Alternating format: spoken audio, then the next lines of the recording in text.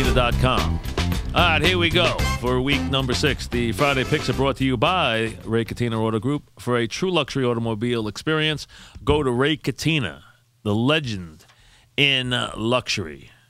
Already, as we move to mid-October, and in New York anyway, we are already into the football season. Week 6 in the league where they play for pay.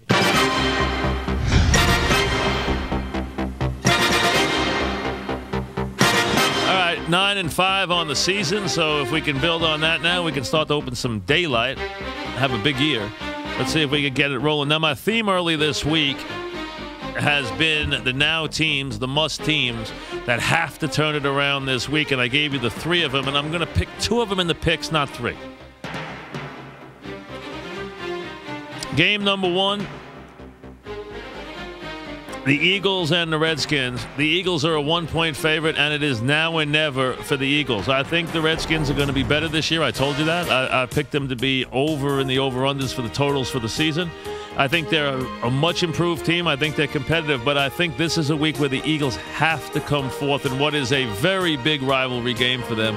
They have to show up in this game, and it comes down to one thing, and one thing only: turnovers. The Redskins are -1. The Eagles are -10 in turnovers. And most games, they are putting up big, big numbers offensively. They just cannot make the big play defensively, and they cannot stop turning the ball over, whether it's Vic or whether it's a receiver carrying it like a loaf of bread or somebody fumbling on the goal line or a bad call or a bad play. The Eagles could easily be 4-1 right now without blinking of an eye. They're instead 1-4, and they have to win this game this week. If they don't, I think their season goes down the drain. I think it actually is that important. It is a must-win for Andy Reid and the Eagles this week. They are a 1-point favorite on the road. I say they get it. Won't be easy. Don't think it will be. They're going to have to play a smarter brand of football, but they are the better team. They are the team that has to win the game, and I'm going to say they do. Number 2. The second one of these is the Falcons. And I'm going to go with the Falcons -4 against the Panthers. Now, the Panthers this year have covered every game they participated in. They are 1-4 in real numbers. They are 5-0 against the spread. They have been highly competitive. They have thrown the ball. They have done a very, very good job. They have done a very competitive job. They have been outscored by basically 3 points a game. The Falcons, a 4-point choice here, are licking their wounds coming off a terrible game against the Packers. A game where they led 14-0 and lost 25-14.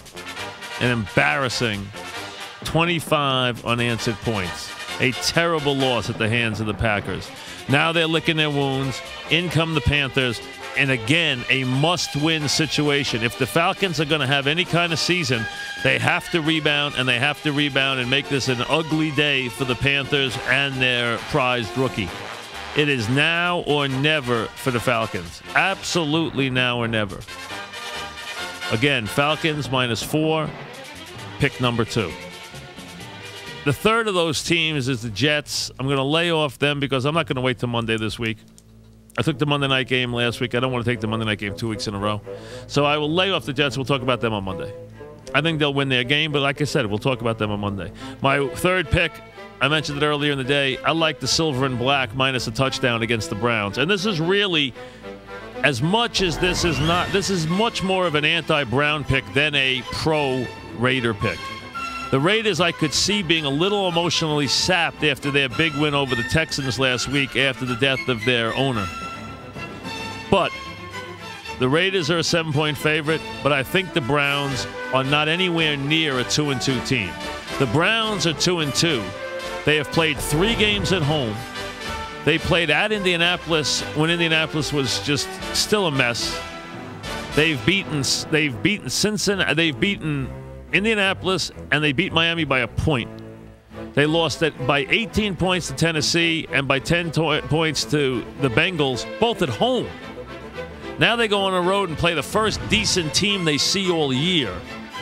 I don't think this is going to be a pretty trip for the Browns. I think the Browns are a bad team, and I think at 2-2 it's camouflaged, and I think this line is light, and I think the Raiders, who are not a great favorite, will respond this week at home. The Raiders have a chance to stamp themselves as a legit team off their win against the Texans.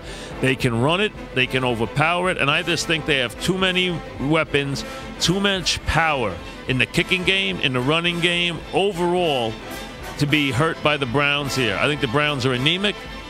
I don't think the Browns match up on the road against this kind of opponent, and I think this will be a lopsided game. I think this is anti-Brown all the way, and I think the Raiders respond. So give me the silver and black -7. So the 3 picks this week, all favorites. 2 of them at home, 1 on the road. Eagles -1, Falcons -4, both in must-win territory in Week 6. And the Raiders -7 against a camouflage Brown team, which is worse than 2-2. Back after this.